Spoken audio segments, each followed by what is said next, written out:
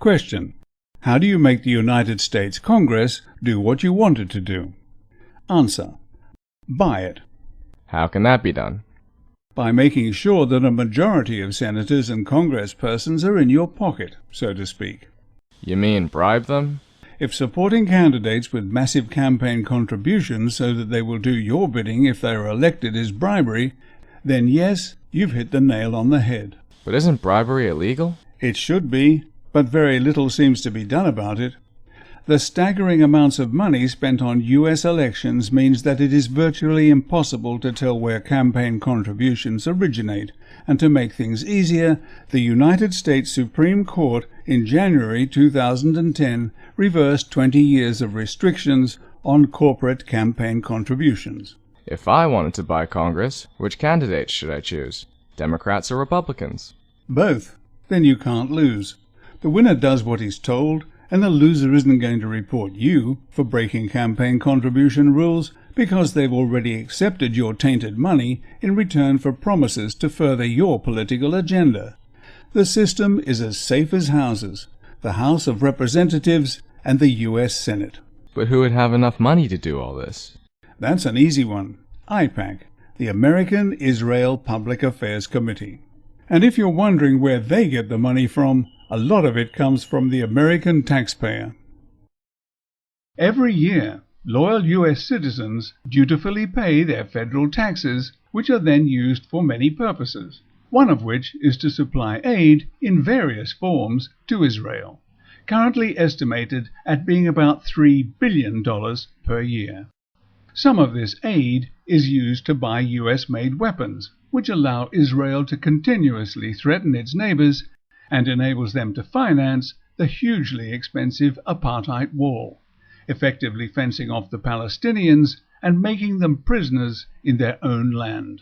It is self-evident that some of this money is bound to find its way back to the United States to be used to top up the election campaign funds for politicians, who, when elected, will be very keen to vote even more aid to Israel next time around. So, not only are American taxes being used to support the apartheid state of Israel, some of that money is being used to help elect candidates who are more interested in getting re-elected than they are in America's best interests, which means that Americans are actually paying for the demise of their own democracy. Yet democracy is something which successive U.S. presidents have been crying out is a basic right for everyone on the planet. What hypocrisy! It doesn't much matter which candidate wins, Democrat or Republican, or at what level, congressperson, senator, vice president, or president. He or she, having taken the proverbial 30 pieces of silver, is now expected to do AIPAC's bidding. The penalty for not doing so being the withholding of campaign funds when the next election circus comes to town. But before that happens, the AIPAC circus is coming to town. Washington, that is, May 22nd to May 24th, 2011. But before we take a look at their agenda, I want to explain my pronunciation of the name. In all of these words, the AI combination sounds different. Diamond, daily, pair. So we have a choice. I suspect that the organization prefers AIPAC to deflect attention away from the fact that it has little to do with A for America or Americans. So I prefer to call it AIPAC, because it is definitely I for Israel-centric, as we shall see. The AIPAC Policy Conference is the pro-Israel community's preeminent annual gathering. The event attracts more than 6,000 community and student activists from all 50 states, and more than half of the Senate, a third of the House of Representatives, and countless Israeli and American policymakers and thought leaders, and so on and so forth. But it's a one-way street. Take a look at some of the issues on the agenda. You won't find much that has to do with America or Americans. Example: Israel didn't like the Goldstone report on its savage attack on Gaza in December 2008 and January 2009, so AIPAC pushed the United States Senate to vote to rescind United Nations support for the report and take no further action against Israel under its recommendations. The resolution, which passed by unanimous consent on April 14th and was sponsored by Senators Kirsten Gillibrand and Jim Risch, comes after Justice Richard Goldstone retracted the central claims of his controversial report that falsely accused Israel of targeting civilians during its caste-led military campaign. For the record, Goldstone, who was a Zionist, was put under enormous pressure by Israel to make his retractions. But the Pandora's box of Israeli atrocities had already been opened. 4 people died here, all women, shot. Having bulldozed the place, the Israelis destroyed the village water tower. The only houses left standing were those the occupying troops had camped in, or positioned snipers in. In the house they'd occupied, Israeli soldiers left some writing on the wall. "Gaza, here we are," one read. "You can run, but you can't hide. Make war, not peace. Arabs need to die. If you can take it, there's worse to come." Zaytun, a few miles north, also flattened by Israeli bulldozers. But in this house, they'd herded 100 members of the Samouni clan. And then they shelled it, killing 49 of them. The mass funeral wake is in its final day. In September 2009, Judge Goldstone had this to say.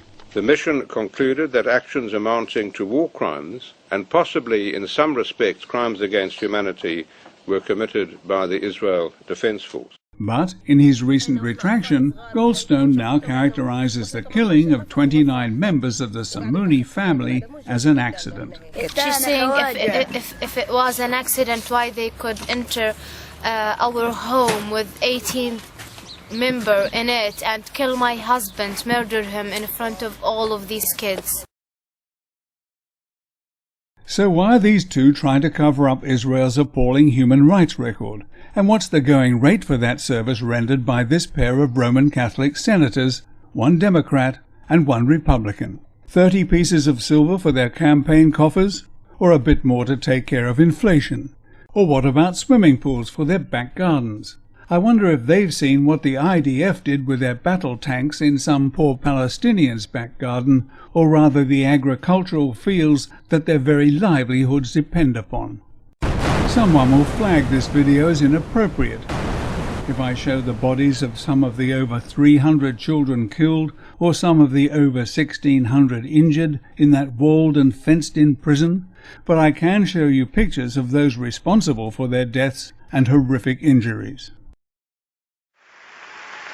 There are many other Israel-centric issues on its 2011 agenda, but this attempt at covering up the Goldstone report says it all as to what AIPAC is really all about, trying to protect apartheid Israel from its ever-growing number of critics.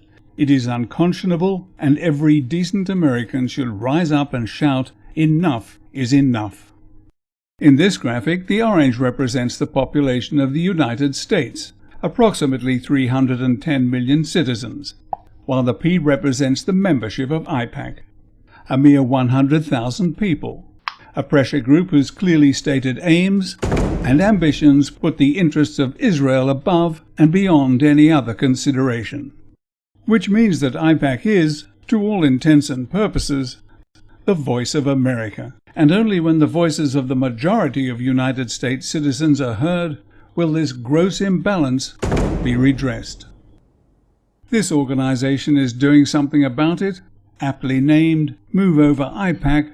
Look them up on the internet and give them all the support you can. Others to look for are Stop AIPAC and Students Against AIPAC. How much longer can America afford to be squeezed for money, armaments, and the lives of its children in conflicts that have little strategic benefit for Americans, but which are turning more and more of the world against them? Take America back before it's too late.